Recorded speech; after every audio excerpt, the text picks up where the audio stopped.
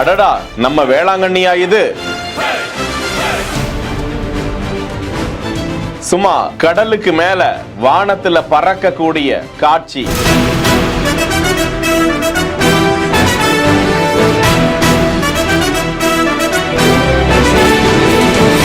பேராஸ்லைடு எப்படி வேளாங்கண்ணிக்கு வந்துச்சு? எதிர்பார்த்து காத்திருக்கும் சுற்றுலா குழுவினர்.